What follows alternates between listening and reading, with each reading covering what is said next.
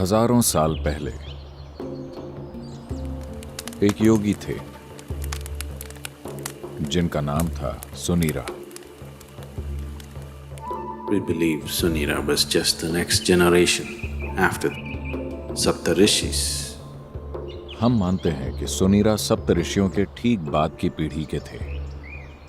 वो उन पहाड़ों में रहे और कार्य किया जो अभी नेपाल में है, और उन्होंने एक असंभव प्रोजेक्ट अपने हाथ में लिया था।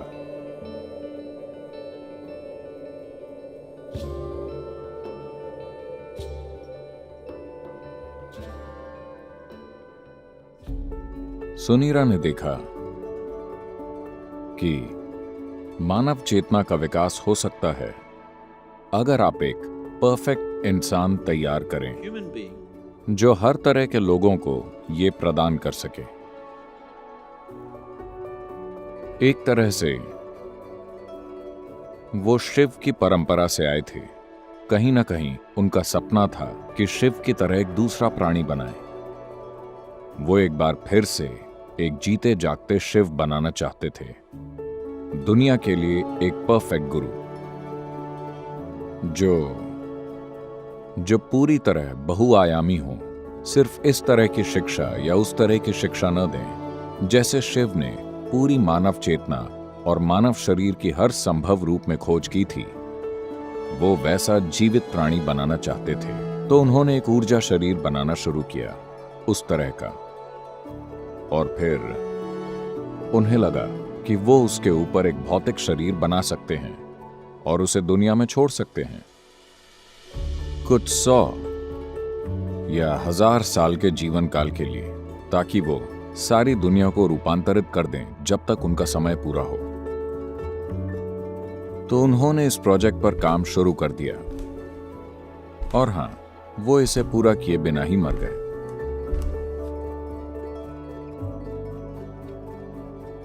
तो यहां और वहां इन 15,000 सालों में कई महत्वाकांक्षी योगियों ने उसी प्रोजेक्ट को उठाया जिसे सुनीरा ने छोड़ा था, और फिर से एक परफेक्ट गुरु के ऊर्जा शरीर को बनाने की कोशिश की जो मानव चेतना को रूपांतरित कर सके।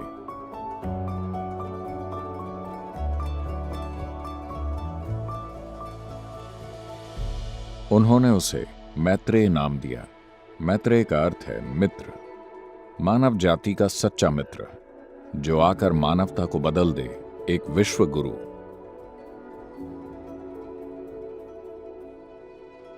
पीढ़ी दर पीढ़ी कई योगियों ने दोबारा सुनीरा के उसी अधूरे प्रोजेक्ट को पूरा करने की कोशिश की।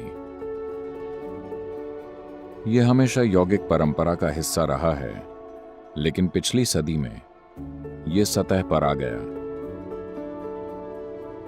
यह समाज के सामने आया क्योंकि थियोसोफिस्ट ने उस पर काम किया था। एनी बेसेंट, लेडबीटर और मैडम, जो भी उनका नाम था मैं बोल नहीं पाऊंगा, ब्लावत्स्की, उन तीनों ने इस पर काम शुरू किया। उन्होंने कहा हम इसे पूरा करेंगे। उन्होंने तंत्र विद्या के ज्ञान को बड़ी मात्रा में इकट्ठा किया। शायद पिछले कुछ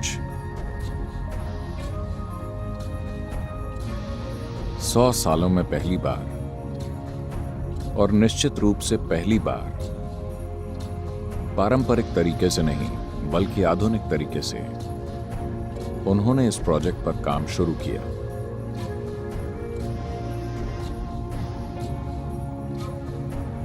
और उन्होंने इस प्राणी को ढूंढने का प्रयास किया। इस अधूरे प्रोजेक्ट को वो अपने हाथों में लेकर पूरा करना चाहते थे। कुछ काम किया गया। उनके पास ज्ञान था, पर उनके पास काबिलियत नहीं थी। उन्होंने काफी जानकारी जुटा ली थी, मगर वो ऐसा कुछ करने के लिए जरूरी साधन नहीं जुटा पाए। उन्होंने 2 बार गंभीर प्रयास किए, बस ये घोषित करने के लिए कि उन्होंने प्रोजेक्ट पूरा कर लिया है और परफेक्ट प्राणी आ चुका है, मगर यह कारगर नहीं हुआ।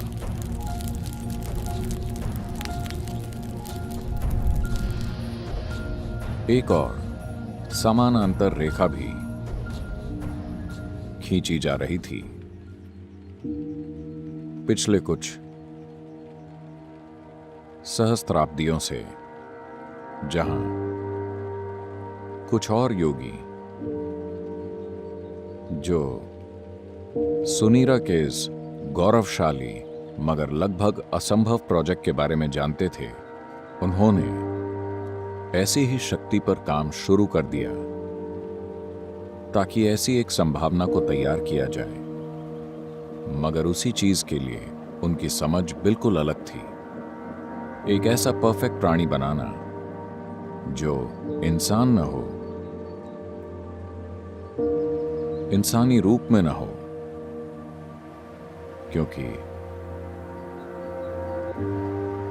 क्योंकि इसे एक इंसान में डालना एक ऐसी संभावना को इंसानी सिस्टम में सभी क्षमताएं हैं, पर फिर भी इसमें उसे थामने के लिए सीमा की जरूरी समग्रता नहीं है।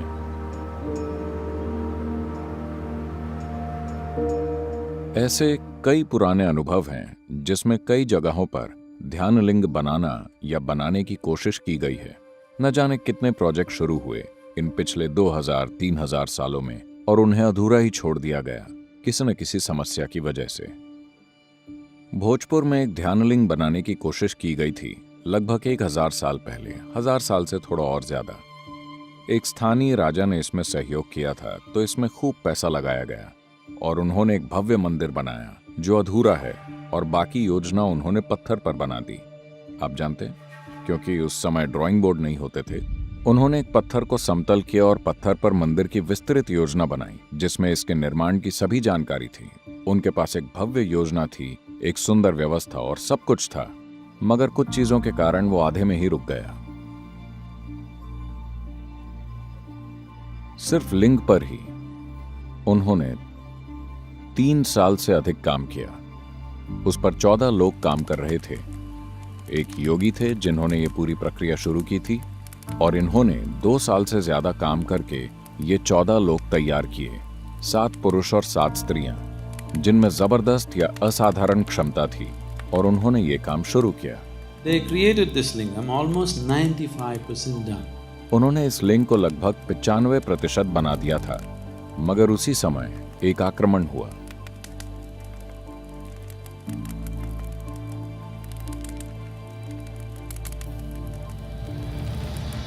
जो लोग हमला करने आए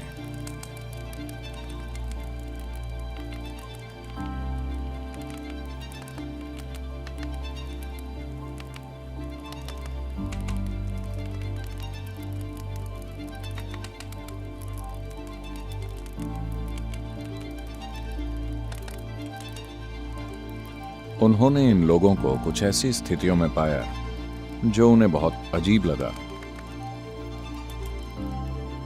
और उन्होंने हमला कर दिया।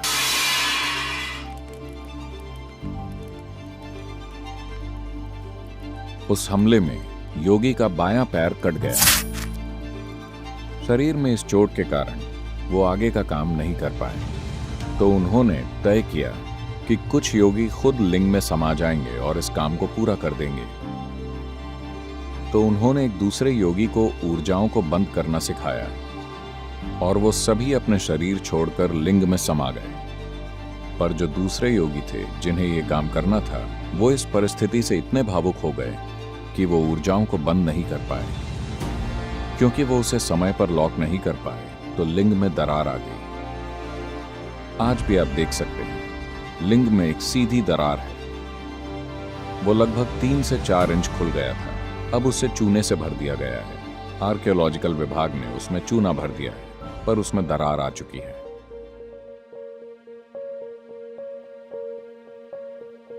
ऐसी संरचनाएं बनाना कई योगियों की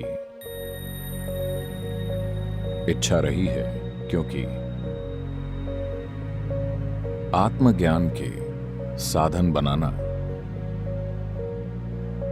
सिर्फ उपदेशों की तरह या अभ्यासों की तरह नहीं जिन्हें कोई कर सके, बल्कि जीवित साधन जिनके आसपास लोग समय बिता सकें, जीवित साधन जिनसे लोगों को उस प्रक्रिया की ओर ले जाया जा सके। ये हमेशा से योगियों की सबसे बड़ी इच्छा रही है। One of them who had such a desire fixed me up for the job. ऐसी इच्छा वाले एक योगी ने इस काम के लिए मुझे चुना।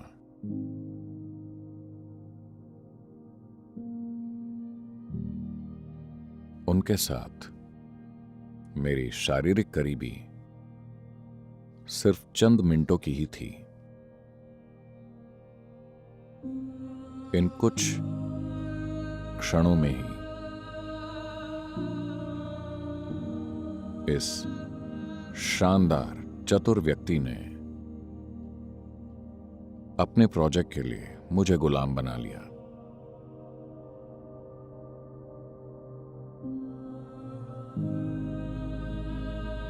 मैंने हर काम बस इसे साकार करने के लिए किया, क्योंकि ये मेरे गुरु का सपना था। ये उन्हीं की दूरदर्शिता थी कि ध्यानलिंग स्थापित किया जाना चाहिए।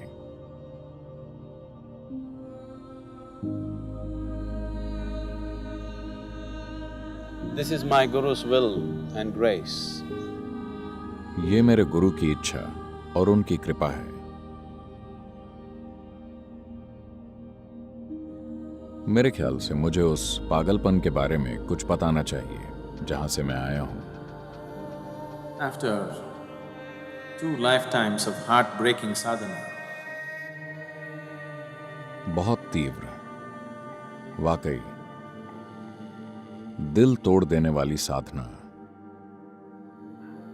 इन 2 जीवन कालों के लोग मुझे शिव योगी बुलाते थे। और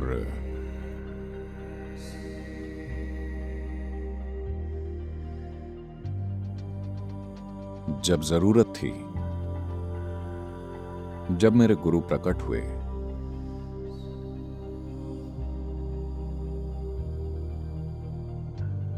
और जब उन्हें लगा कि मुझे छूना ठीक नहीं होगा, तो उन्होंने अपनी छड़ी से मुझे छुआ। and everything that needs to be realized was realized. और वो सब जो जागृत होना जरूरी था, वो जागृत हो गया। मैं उस परम बिंदु पर था जिस पर कोई भी चीज हो सकती है।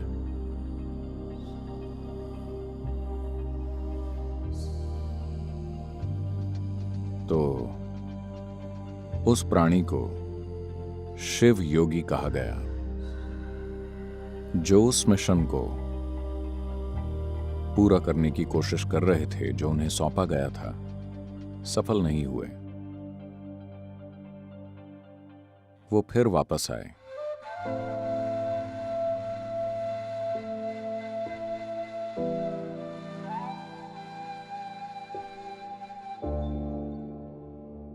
सद्गुरु श्री ब्रह्मा के रूप में। कड़ी मेहनत की, लगभग सफल हो गए थे, मगर वो समाज में अच्छी छवि नहीं बना सके, क्योंकि वो जो थे उसकी तीव्रता सामाजिक हालात में समझी नहीं जा सकती थी, तो वो उसे पूरा नहीं कर पाए। उन्होंने कुछ लोगों को तैयार किया और फिर पहाड़ पर चले गए। वो खुद को जांच रहे थे कि वो असफल क्यों हुए। उनके पास सब कुछ था, ऐसा क्यों हुआ कि सफलता नहीं मिली? वो जानते थे कि ऐसा नहीं है कि उनमें क्षमता की कमी है, बात बस इतनी है कि वो बस समाज का समर्थन नहीं जुटा पाए जिसकी जरूरत थी। तो वो आखिरी बार पहाड़ पर गए।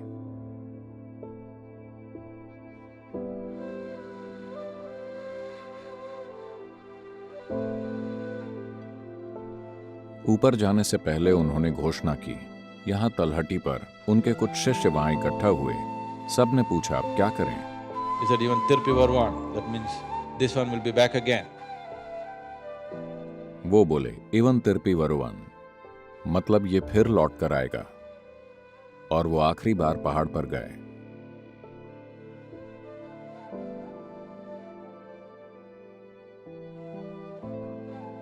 और उन्होंने एक दुर्लभ चीज की। उन्होंने एक ही समय पर अपने 7 चक्रों से अपना शरीर छोड़ दिया। यानी वो बस खुद को जांच रहे थे। वो जानते थे कि ऐसा नहीं है, मगर फिर भी कुछ असफल हो तो सबसे पहले आपको अपने दोष जांचने चाहिए। तो वो देख रहे थे कि क्या मैं सक्षम नहीं हूं या उतना सक्षम नहीं हूं। तो उन्होंने अपने 7 चक्रों से अपना शरीर छोड़ दिया। ये असाधारण ऊर्जा, बिल्कुल अलग ऊर्जा जो कहीं और नहीं है, आप 7वीं पहाड़ी पर महसूस कर सकते हैं।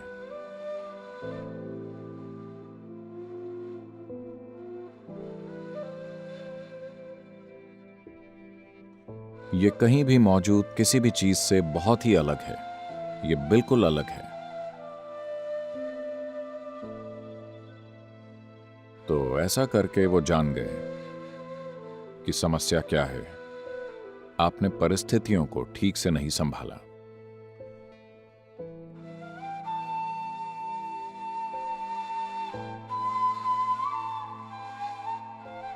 इस बार जब हम आए तो हमने सारी योजना उस बिंदु तक बनाई जहां हमने तय किया कि कुछ लोग जिनकी मुझे जरूरत होगी वो कहां, किस कोख से जन्म लेंगे और कैसे। सब कुछ तय किया गया और सब कुछ वैसा ही हुआ।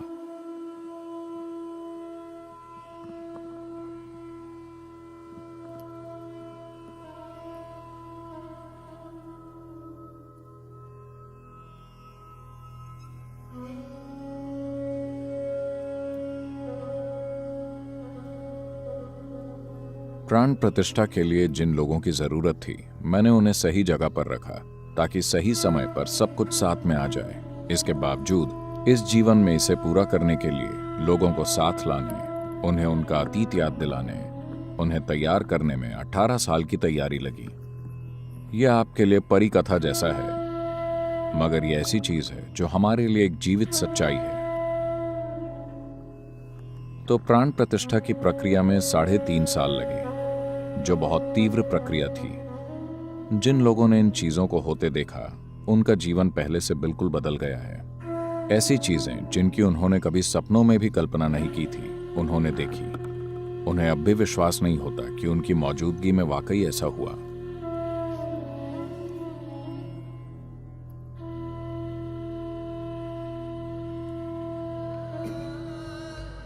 योगी सुनीरा, उन्होंने जीवन भर इस पर काम किया और उनके जीवन के अंत में जब ये परफेक्ट प्राणी बनाने का उनका सपना अधूरा रह गया, तब योगी सुनीरा ने एक भविष्यवाणी की। आज से बहुत लंबे समय बाद, बहुत ज्यादा लंबे समय के बाद, मेरे द्वारा शुरू किया गया ये काम पूरा होगा और गूंजेगा। यहां नहीं, बल्कि दक्षिण के हरे भरे पर्वतों में। हमारे पर्वत हरे भरे हैं और हम दक्षिण में हैं। तो जो भी सुनीरा की भविष्यवाणी थी, वो सच हो गई है, पर उस रूप में नहीं जैसा उन्होंने सोचा था।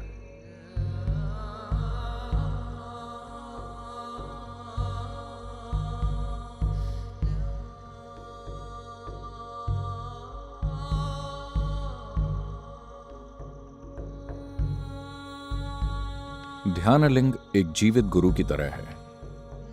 एक आध्यात्मिक साधक के जीवन में गुरु की भूमिका सिर्फ शिक्षा या मार्गदर्शन देना नहीं है। सबसे बुनियादी चीज जिसकी वजह से एक आध्यात्मिक साधक गुरु की तलाश करता है, वो ये है कि एक गुरु उसकी ऊर्जा को एक अलग आयाम में जागृत कर सकता है। एक आध्यात्मिक साधक के जीवन में गुरु की भूमिका का ये पहलू ध्यानलिंग ने बहुत अच्छी तरह पूरा किया है। एक बार ध्यानलिंग के घेरे में आने के बाद कोई व्यक्ति अपने अंदर मुक्ति का आध्यात्मिक बीज बोए जाने से नहीं बच सकता।